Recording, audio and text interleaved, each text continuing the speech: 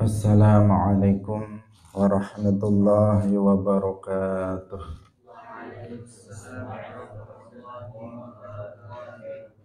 Alhamdulillahi rabbil alamin. Lahun ni'matu wa lahul fadlu wa lahul thana'ul hasan. Wa salawatullahil barrir rahim wal malaikatil muqarrabin ala sayyidina wa maulana Muhammadin wa ala alihi wa ashabihi at-tayyibin at-tahirin. Allahumma la sahla illa ma ja'altahu sahla wa anta taj'alul hazna idza syi'ta sahla. Allahumma arzuqna al-ikhlasa fi niyyati wal qawli wal amal wa ba'du.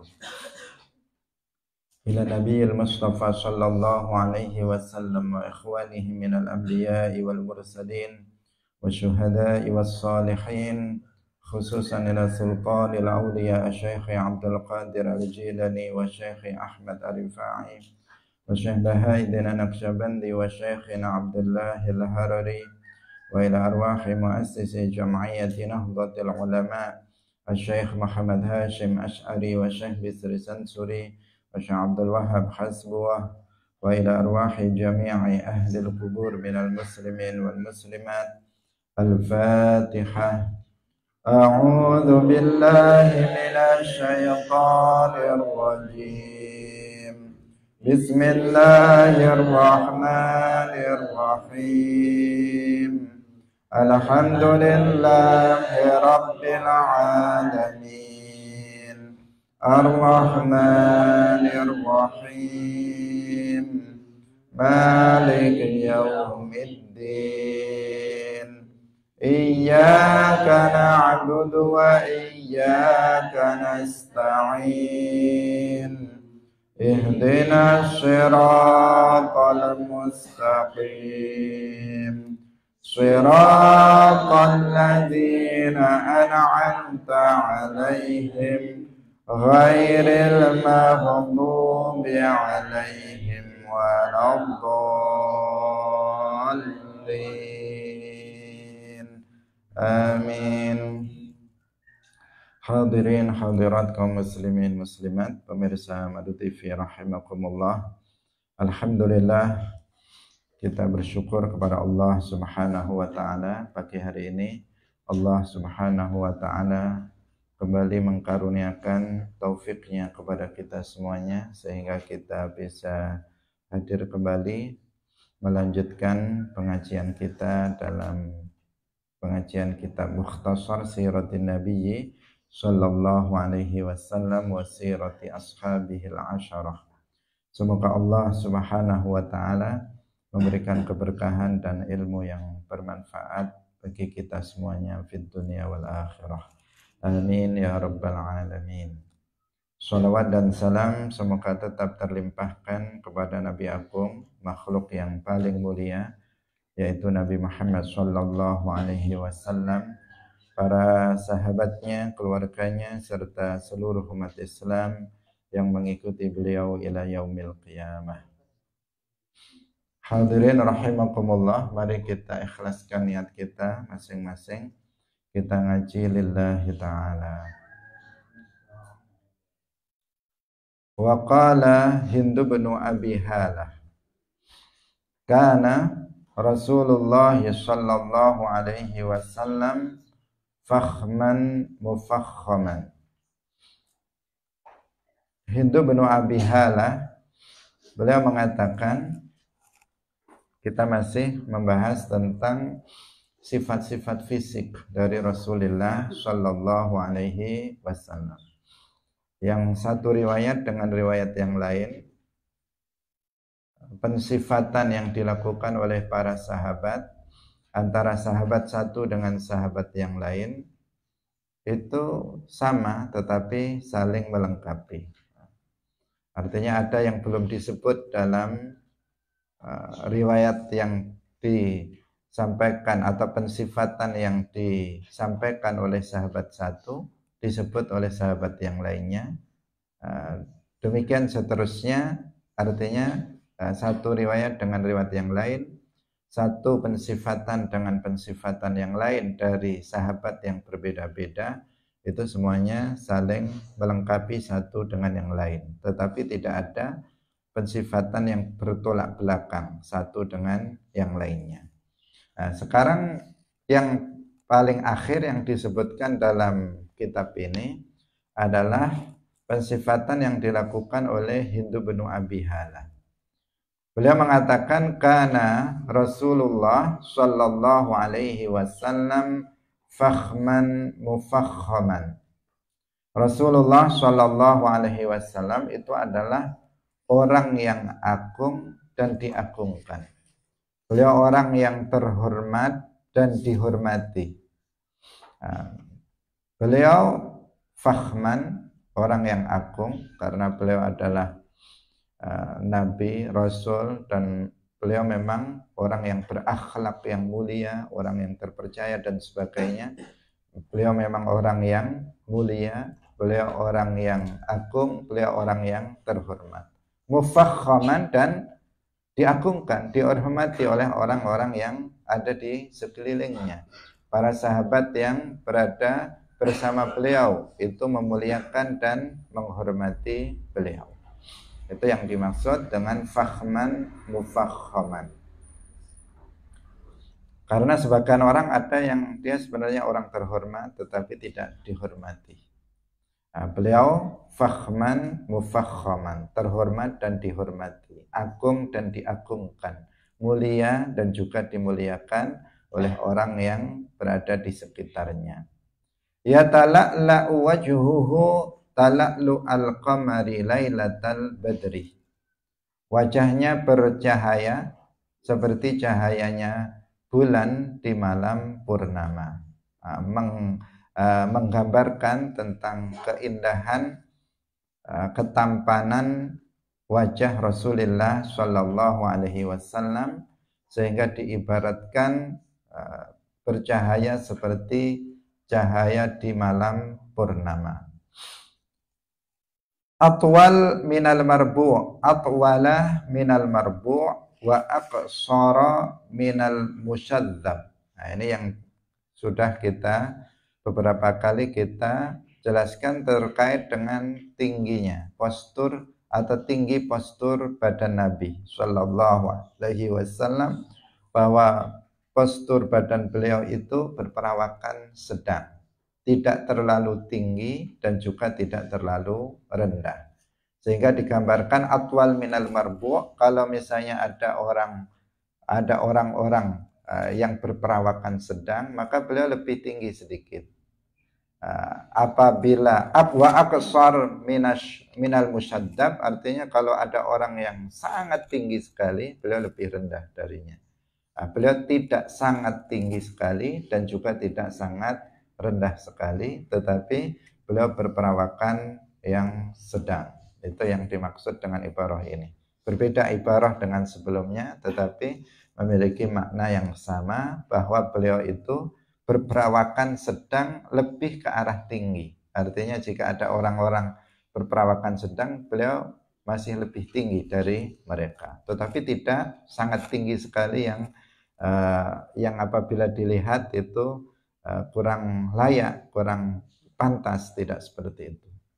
Azimal hamati rajila sya'ari inin farraqat aqiqatuhu farraqa wa illa fala yujawizu sya'aruhu syahmata udhunaihi idza huwa waffarahu.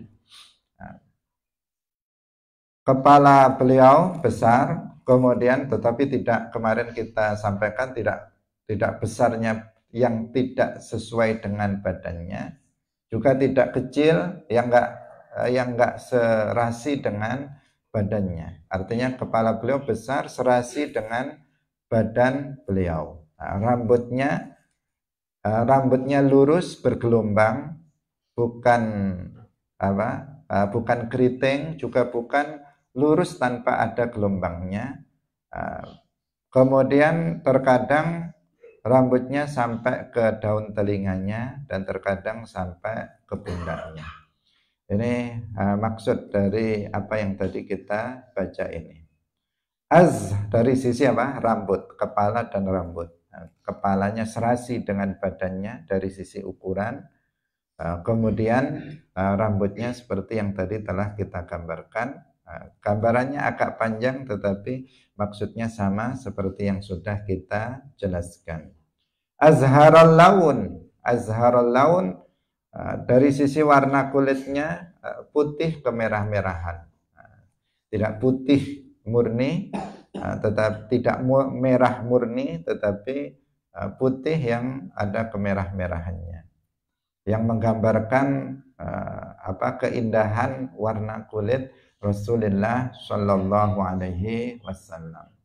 Wasi'al jabin, al-jabin itu adalah pelipisnya. Kalau ini namanya jabahah, yaitu kening, jabahah. Kalau jabin itu pelipis di kanan dan kirinya, itu lebar. Azajja al-hawajib, azajja al-hawajib sawabigha fi ghairi qaranin. Alisnya indah, seakan-akan itu bersambung antara alis kanan dengan alis kiri. Seakan-akan bersambung tetapi tidak bersambung. Jadi hanya seakan-akan terlihat bersambung tetapi sebenarnya tidak bersambung. Ini juga menggambarkan keindahan dari alis Rasulullah Shallallahu Alaihi Wasallam, sehingga dikatakan sawabigha fi ghairi qaranin, dia lebat alisnya, seakan-akan bersambung tetapi sebenarnya tidak bersambung. Bainahuma irqun yudirruhu al-ghadabu. Di antara keduanya, di antara kedua alisnya itu ada semacam urat yang terlihat ketika beliau marah. Ketika beliau tidak sedang marah maka tidak terlihat, tetapi urat itu akan terlihat di antara keduanya, kedua alisnya tatkala beliau marah. Beliau juga pernah marah, tetapi marahnya beliau Rasulullah Shallallahu Alaihi Wasallam itu adalah lillah, bukan li ajli dunia. Marah beliau bukan karena urusan duniawi, tetapi kemarahan beliau adalah karena urusan agama, karena Allah. Ketika kemaksiatan, kekufuran dilakukan, kemaksiatan dilakukan, ketika perintah Allah dilanggar, ketika larangan Allah dikerjakan, maka beliau akan marah. Marahnya karena Allah, bukan karena dirinya sendiri. Tidak seperti kebanyakan kita. Kebanyakan kita marah karena merasa harga diri kita itu direndahkan. Kita marah karena hawa nafsu kita, bukan karena Allah, bukan karena agama, bukan karena kemaksiatan dilakukan, tetapi karena mempertahankan kehormatan diri kita sendiri, karena merasa dihina, karena merasa direndahkan, maka menjadi kita marah. Itu kebanyakan kita seperti itu. Tetapi marahnya Nabi adalah lillah. Beliau marah lillah. Ketika beliau marah maka akan terlihat ada seperti urat di antara dua alisnya. Ini yang dimaksud irqun, bainahuma irqun yudirruhu al-ghadab. Kemudian akanal irnin, hidung Nabi. Hidung Nabi itu mancung, tetapi mancungnya mancung yang indah. Dikatakan ada sulit untuk menggambarkannya. Yang jelas bukan seperti hidung saya, bukan seperti hidung kalian. Mancungnya bukan, karena hidung mancung itu juga berbeda-beda ya. Hidung mancung itu yang lancip dia hidungnya, tinggi kemudian lancip, itu kan beda-beda antara satu orang dengan orang yang lain. Kalau kita melihat misalnya orang-orang Arab atau juga orang-orang Barat, hidungnya mancung-mancung, Tetapi mancungnya juga ada yang bagus, ada yang mancungnya kurang bagus, ada yang mancung melekor misalnya, ada mancungnya macam-macam ya. Yang di sini hidung Nabi mancungnya mancung yang sangat indah. Yang kata Syekh, ketika Syekh Abdullah ditunjukkan hidung dari para muridnya yang juga orang-orang Arab, itu nggak ada yang seperti hidungnya Rasulullah Shallallahu Alaihi Wasallam. Sulit untuk menggambarkan keindahan hidung Rasulullah Shallallahu Alaihi Wasallam. Kita katakan mancung, tetapi mancungnya tidak seperti mancungnya kebanyakan dari kita. Lahu nurun ya'luhu. Ini gambaran keindahan dari hidung Rasulullah Shallallahu Alaihi Wasallam. Yahsibuhu man lam yata'ammaluhu asyamma katsal lihya. Tadi ini semuanya menggambarkan tadi tentang hidung Nabi. Sekarang katsal lihyati, dari sisi jenggotnya itu tebal seperti yang sudah kita sampaikan kemarin. Ada ajal ainain, matanya, dua mata beliau seperti yang sudah kita gambarkan, matanya lebar, bagian hitamnya sangat hitam, bagian putihnya sangat putih, kemudian ada garis-garis merah, bukan merah merah sekali, tetapi merah yang memperlihatkan menambah keindahan mata Rasulullah Shallallahu Alaihi Wasallam. Sahlal khaddain, pipinya, pipi Rasulullah Shallallahu Alaihi Wasallam itu tidak tembem, ya, tidak tembem begini, juga tidak kemudian kempong atau apa namanya, yang apa istilahnya itu? Tirus. Jadi tidak tirus juga tidak tembem, tetapi padat berisi. Jadi itu pipi Rasulullah Shallallahu Alaihi Wasallam. Karena kalau pipi tembem itu juga kurang bagus. Artinya pipinya karena gemuk kemudian tembem, itu dilihat juga kalau laki-laki ya menjadi kurang tampannya, kalau perempuan ya berkurang kecantikannya jika pipinya terlalu tembem. Kalau terlalu tirus tadi misalnya, itu juga jelek, tambah jelek kalau seperti itu. Jadi Nabi nggak dua-duanya, sedang.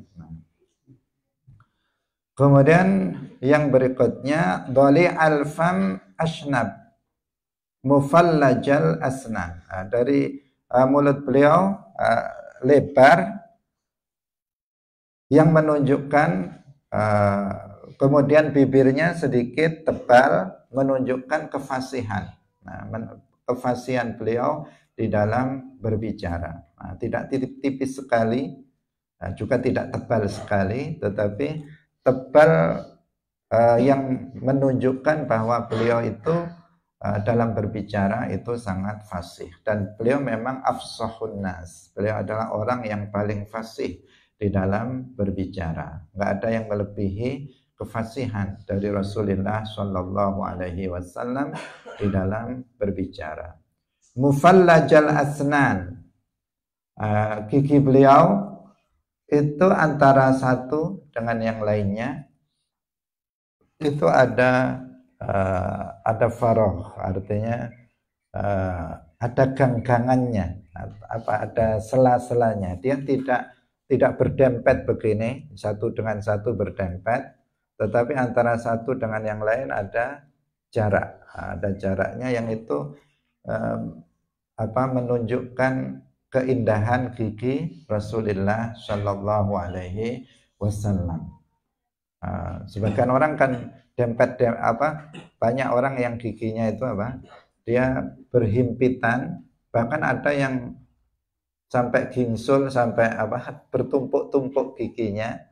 Tetapi gigi beliau enggak, dia teratur, kemudian antara satu gigi dengan gigi yang lain itu ada jarak, terlihat ada jaraknya yang menambah keindahan gigi Rasulullah Shallallahu Alaihi Wasallam. Pokoknya semuanya itu serba sempurna bagi Rasulullah Shallallahu Alaihi Wasallam. Apabila melihat alisnya, melihat matanya, melihat bulu matanya, melihat hidungnya, melihat mulutnya, giginya, semuanya kan menjadi tampan apabila semua sempurna. Nah, jika ada yang enggak, maka akan berkurang. Misalnya dari sisi matanya bagus, hidungnya bagus, tapi mulutnya kurang bagus misalnya. Nah, maka berkurang ketampanannya. Atau misalnya kulitnya bagus, matanya bagus, tapi hidungnya pesek misalnya, kurang juga sempurna. Atau sebaliknya misalnya giginya bagus, mulutnya bagus, hidungnya bagus, tapi matanya sipit misalnya, maka berkurang juga.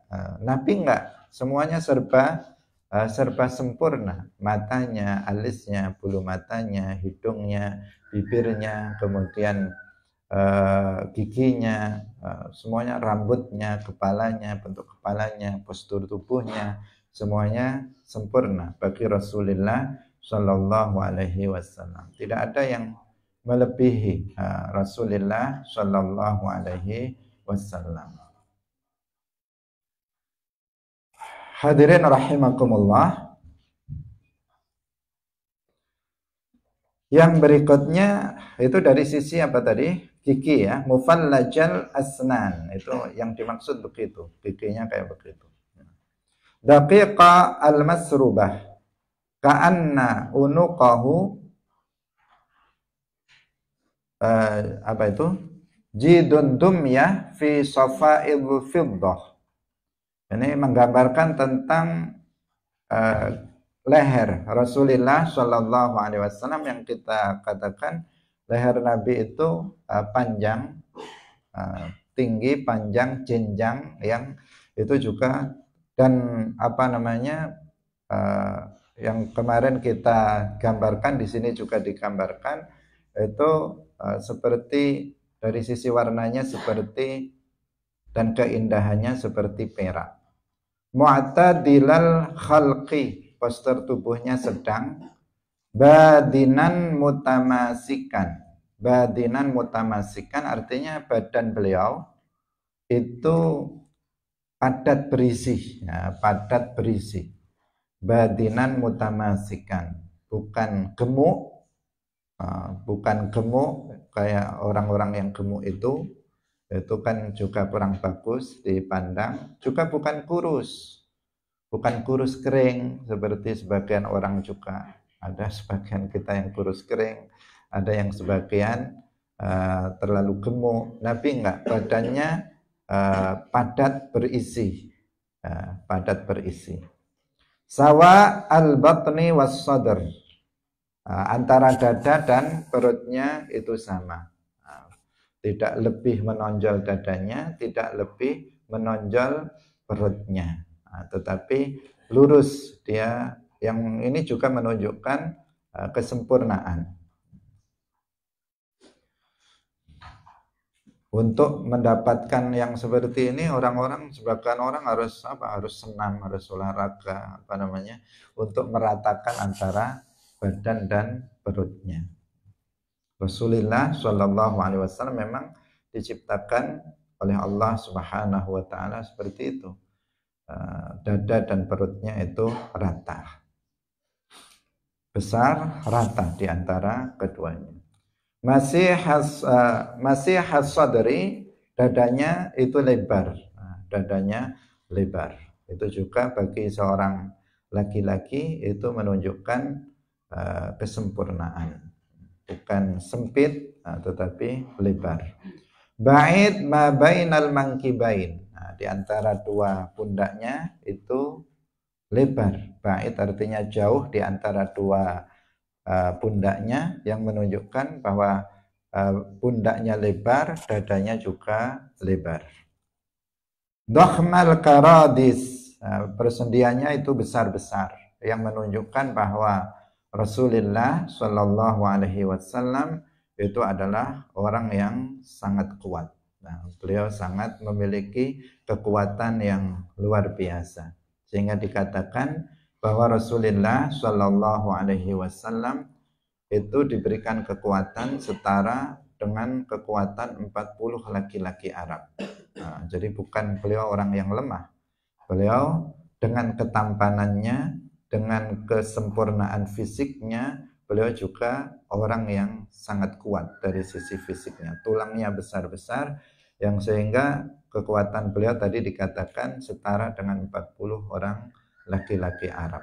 Kalau beliau memukul misalnya, maka ya sangat kuat, tidak seperti laki-laki pada umumnya.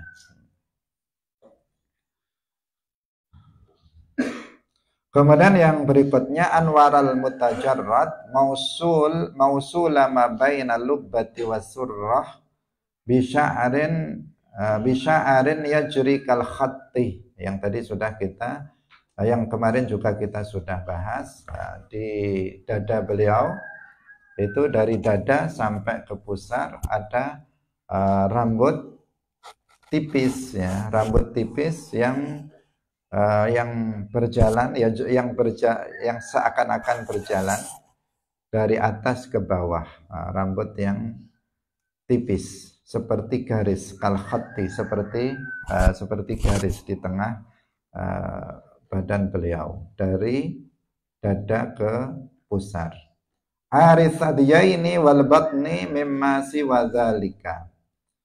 Kemudian bagian bagian susunya ini beliau dan juga perutnya itu enggak ada rambutnya, tidak ada rambutnya. Itu yang dimaksud ari as-sadyain wal batni, dua susunya Nabi, kemudian perutnya di sini tidak ada rambutnya.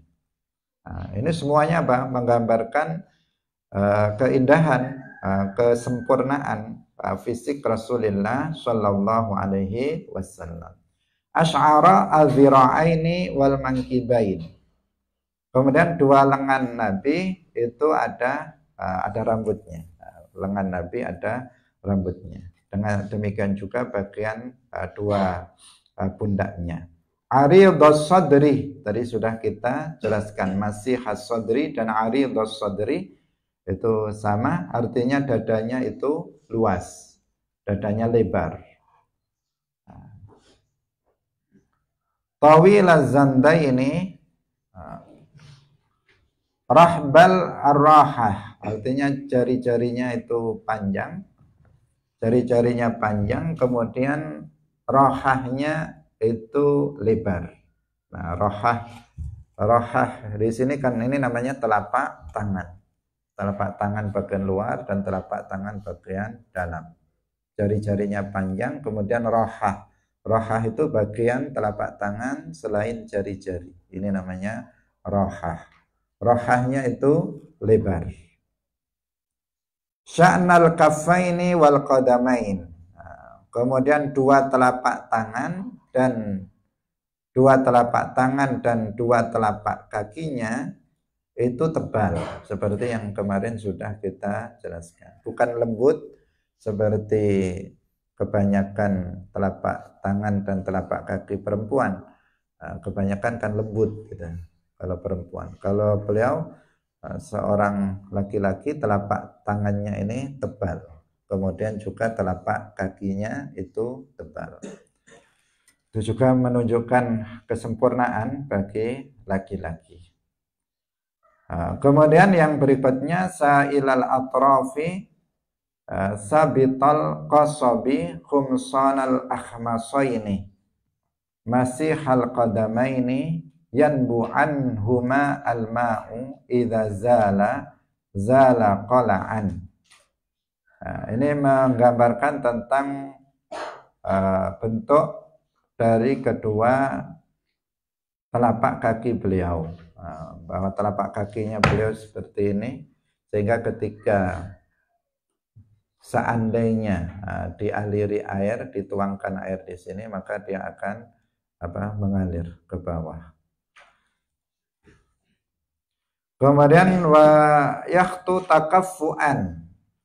Wa yakhtu takaffuan. Kalau melangkah, langkahnya itu mantap ya. Wa yamshi haunan wa dzari al-misyati idza masya ka'annama yanhattu min sababin. Nah, kemarin juga sudah kita jelaskan ini, yaitu beliau berjalannya itu penuh dengan semangat ya. Penuh dengan semangat, cepat, seperti orang yang berjalan dari atas ke bawah, dari atas ke bawah. Artinya beliau bukan orang yang kelunak-kelunuk ya. Kalau berjalan kelunak-kelunuk itu kayak orang kelaparan atau orang sakit. Kalau jalan tidak seperti itu. Kalau berjalan penuh dengan semangat, seperti sampai semangatnya seakan-akan digambarkan di sini seperti orang yang berjalan dari tempat yang tinggi ke tempat yang rendah. Wa idzal tafata iltafata jami'an. Apabila beliau itu menoleh, maka bukan sekedar menolehkan kepalanya saja begini, tetapi juga seluruhnya. Artinya seluruh badannya itu ikut menoleh. Kalau menoleh ke sana, ikut menoleh semuanya. Bukan sekedar menoleh kepalanya saja. Dan itu menunjukkan kebaikan akhlak dari Rasulullah Shallallahu Alaihi Wasallam. Kalau kita misalnya sedang berbicara dengan orang di samping kita, kemudian dia mau bicara dengan kita, dia berbicara dengan kita, kemudian kita sekedar menoleh begini saja, maka penghormatannya kurang. Beda kalau kemudian dia sedang bicara, kemudian kita menolehkan seluruh badannya, bukan hanya kepala tetapi juga badan kita ke arah dia, maka dia semakin merasa diperhatikan oleh kita. Itu Rasulullah Shallallahu Alaihi Wasallam juga seperti itu. Khafidat tarafi. Khafidat tarafi ini menggambarkan tentang akhlak ya, tentang bagaimana Nabi, pandangan Nabi. Nazaruhu ilal ardi atwalu min nazarihi ila sama. Jullu nazarihi al-mulahadhah yasuqu ashabahu wa yabda'u man laqiyahu bisalam. Jadi beliau lebih banyak pandangannya itu ke arah bawah. Jadi kalau berjalan, kalau beliau berjalan atau tidak sedang berjalan, maka lebih banyak beliau memandang ke bawah. Yang itu memperlihatkan ketawadhuan beliau.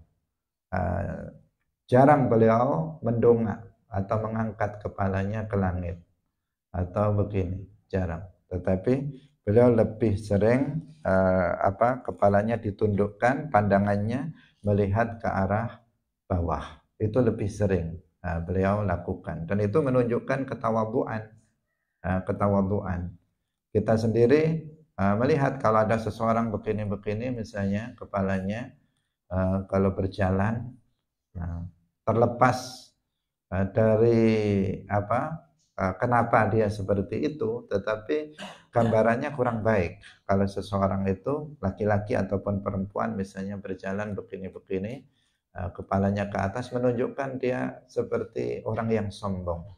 Meskipun nggak mutlak seperti itu, karena ada orang yang begini karena memang kepalanya nggak bisa ditundukkan, sakit misalnya, ada sesuatu sehingga dia begini kayak orang sombong, tapi orang melihatnya ini kayak orang sombong. Nah, itu harus kalian perhatikan juga dalam akhlak keseharian kita, dalam berjalan, dalam keadaan tidak berjalan, apalagi di hadapan orang, maka lebih banyak tundukkan kepala, arahkan pandangan ke bawah. Itu menunjukkan bahwa dia orang yang berakhlak mulia. Apalagi di hadapan guru misalnya, jangan dia kemudian memandang ke atas, Usahakan untuk pandangan diarahkan ke bawah, yang menunjukkan apa? Kerendahan hati, ketawaduan, kerendahan hati. Meskipun tawadhu itu pada dasarnya bukan sikap seperti itu, karena dia adalah salah satu kewajiban hati yang berarti tidak sombong. Dia tidak menghina orang, tidak menghina orang lain. Kemudian dia menerima, ini tawadhu, menerima nasihat dari orang lain, siapapun itu orangnya. Itu yang disebut dengan seseorang yang mutawadhi, orang yang rendah hati. Tetapi terkadang orang yang mutawadhi, orang yang rendah hati itu terkadang tergambar dalam sikap. Apa yang ada dalam hatinya itu tergambar dalam sikap. Orang yang tidak mau menerima nasihat orang itu biasanya begini-begini. Seakan-akan dia hebat gitu ya. Jadi kalau dia di hadapan orang lain itu saja sudah begini-begini, itu apalagi kalau orang itu memberi nasihat kepada dia. Itu biasanya dia nggak menerima. Ini kan hanya kebiasaan, ciri-ciri orang. Kalau misalnya kita datang kepada seseorang, kita mau memberi nasihat kepada dia.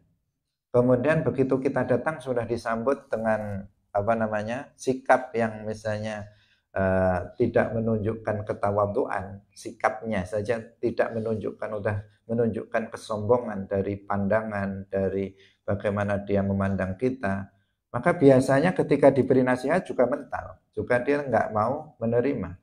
Tetapi ketika kita datang, dia menyambut kita dengan baik, kemudian dia bertutur kata dengan baik, misalnya dia tidak memperlihatkan pandangan dan sikap yang sombong, biasanya kemudian dia juga bisa menerima. Nah, meskipun tadi kita katakan itu hanya pertanda, tidak mutlak. Karena ternyata ada juga seseorang yang ketika kita datang misalnya menunjukkan ketawaduannya. Kalau kata-katanya halus, dia monggo-monggo, dia seperti orang yang sangat menghormati kita, seperti orang yang rendah hati. Tetapi ketika diberi nasihat ternyata mental. Itu juga ada yang seperti itu. Artinya dia hanya memperlihatkan sikap tawadhu di luar. Jadi dia memperlihatkan ketawadhuan di luar, tetapi sesungguhnya di dalam hatinya penuh dengan kesombongan. Jadi luar dan dalam semestinya itu menampilkan ketawaduan. Semestinya akhlak kita sebagai seorang muslim menghilangkan kesombongan di dalam hati. Kita apalagi santri, apalagi dai, santri kita harus mutawadhi, harus rendah hati. Seorang dai, seorang mubaligh harus mutawadhi, seorang guru juga harus mutawadhi. Karena tawadhu itu ibadatun azimah, ibadah yang sangat agung, yang sering dilupakan oleh orang. Ketawadhuan itu adalah kunci kebaikan, salah satu dari kunci kebaikan. Seseorang akan mendapatkan banyak sekali kebaikan manakala seseorang itu adalah orang yang rendah hati. Tetapi jika seseorang itu sombong, maka dia akan kehilangan kebaikan yang sangat besar. Kenapa? Orang yang sombong dia nggak akan mau belajar ilmu agama. Dia nggak akan mau hadir dalam majelis ilmu. Maka dia akan kehilangan banyak sekali kebaikan. Dia merasa saya sudah berilmu. Saya sudah misalnya saya sudah jadi guru misalnya. Saya sudah jadi ustadz, saya sudah jadi mubaligh, ngapain saya belajar? Nah, itu namanya ada apa? Tidak ada ketawadhuan di dalam hatinya. Hancur. Kalau seseorang nggak ada tawadhu dalam hatinya, dia akan hancur. Dia nggak akan bisa belajar lagi selamanya. Dia akan berhenti. Ilmunya akan berhenti dan dia akan bahkan bisa hilang ilmunya apabila dia tidak ada ketawadhuan di dalam hatinya. Sangat penting, tawadhu ini sangat penting. Kita di syahamah ini kita dididik untuk mutawadhi, kita untuk tawadhu, untuk rendah hati, untuk tatawu dan sebagainya. Tidak boleh kita malu untuk belajar kepada orang yang lebih muda dari kita. Tidak boleh kita kemudian tidak mau malu atau sombong dengan tidak mau belajar dengan misalnya yang dulu menjadi murid kita. Nah, itu adalah sebuah pantangan, karena dengan sikap seperti itu kita akan kehilangan kebaikan yang sangat banyak. Nah, kita harus rendah hati dengan mau menerima dari siapapun, termasuk dia yang lebih kecil umurnya dari kita, lebih muda dari kita, dia yang mungkin bahkan dia dulu adalah santri kita misalnya, atau dia misalnya lebih miskin dari kita harus rendah hati. Itu dari satu sisi, yaitu mendapatkan ilmu. Itu hilangkan sifat sombong, hadirkan sifat tawadhu dalam hati kita untuk memperoleh faidah tersebut. Nah, kita juga berusaha, saya secara pribadi berusaha untuk seperti itu. Misalnya kita ngaji seperti ini, kita ngajinya bukan kepada kita kepada syekh juga, tetapi kita juga kepada, sebagian ada yang kepada murid saya, yang dulu murid sekarang kita ngaji lagi, kemudian kita mengajar, di samping kita menambah dari syekh misalnya. Nah, seperti itu, karena kalau enggak gimana, kita enggak ada di kelas, kita enggak lagi berada di pondok pesantren. Kalau kita kemudian sombong, gimana kita mendapatkan tambahan talaqi kitab-kitab? Sementara kita sudah tidak memungkinkan untuk nyantri seperti halnya mereka yang masih muda-muda yang memiliki waktu yang lebih banyak. Nah, misalnya seperti itu. Kemudian dalam dakwah, tawadhu ini adalah kunci keberhasilan. Kunci dari keberhasilan. Para nabi, kenapa mereka berhasil dalam dakwahnya? Kuncinya adalah tawadhu.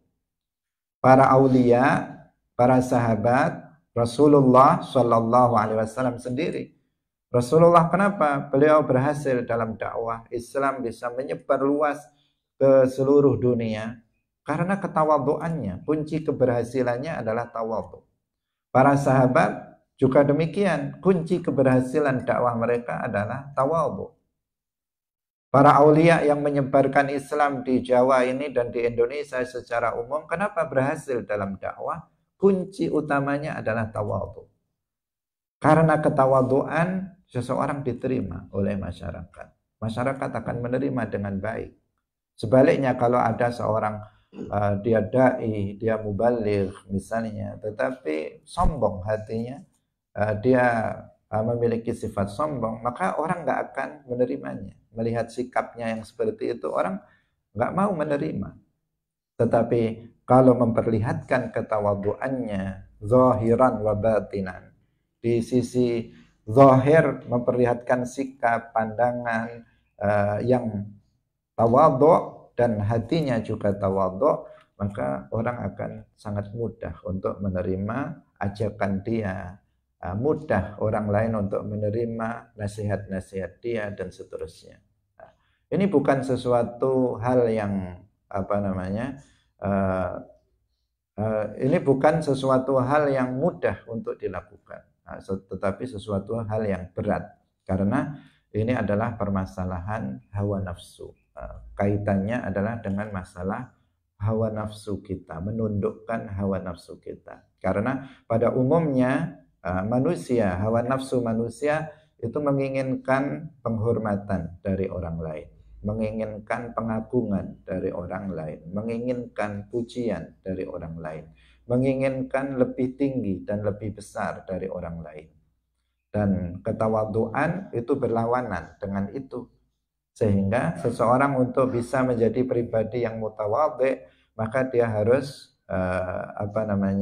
dia harus menghilangkan sifat-sifat itu, yaitu dia harus bisa menundukkan hawa nafsunya tersebut. Hadirin yang dirahmati oleh Allah Subhanahu wa taala. Ini faidah tambahan bagaimana Rasulullah Shallallahu alaihi wasallam menunjukkan ketawaduan beliau, sehingga beliau dalam memandang lebih banyak memandang ke bawah. Ini hanya salah satu alamah, salah satu tanda ketawaduan beliau. Tetapi beliau lebih dari itu karena beliau adalah orang yang mutawadhi. Seperti gambaran, nanti kita akan juga melihat gambaran setelah ini, gambaran akhlak beliau, bagaimana ketawaduan Rasulullah Shallallahu alaihi wasallam. Wa yabda'u man laqiyahu bisalam.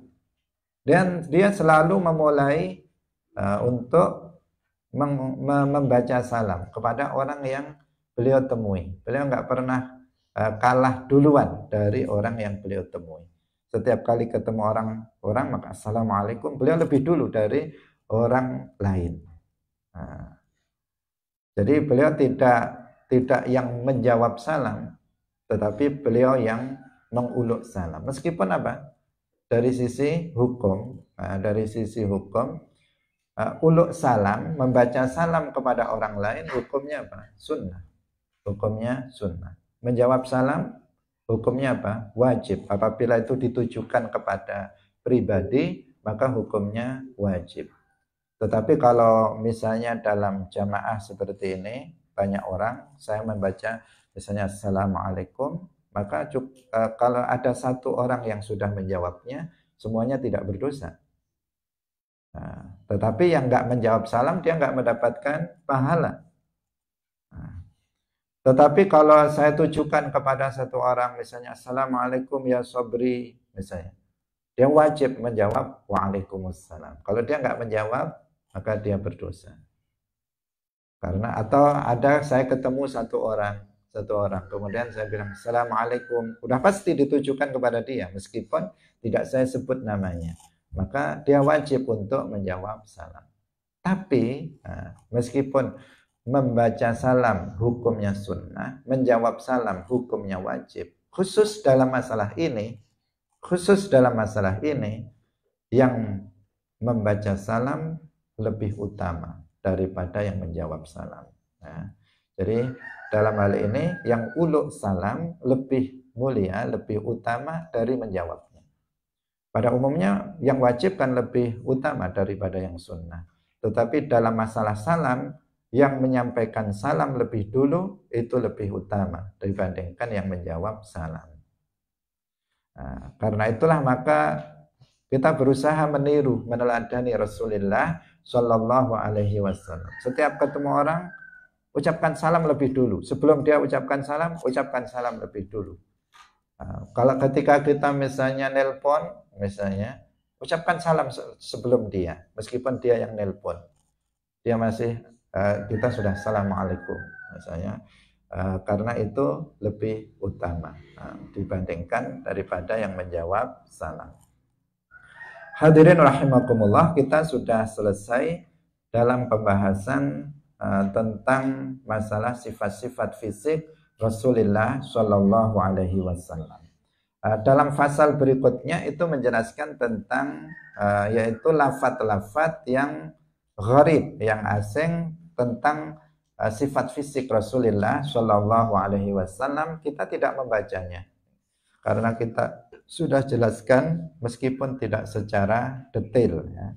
Karena ini sama dengan yang sebelumnya, hanya saja di sini menggambarkan tentang makna dari sifat-sifat Nabi dari sisi lafadznya yang ada di dalam hadis-hadis yang sudah kita baca. Dan kita sudah jelaskan meskipun tidak secara detail ya. Meskipun tidak secara detail karena sulit untuk menggambarkan detail dari sifat fisik Rasulullah Shallallahu alaihi wasallam, karena untuk menggambarkan bandingannya itu nggak ada. Misalnya kulitnya Nabi mau dibilang kayak begini juga nggak bisa, kayak begini, atau misalnya hidungnya kayak punya dia juga nggak bisa misalnya.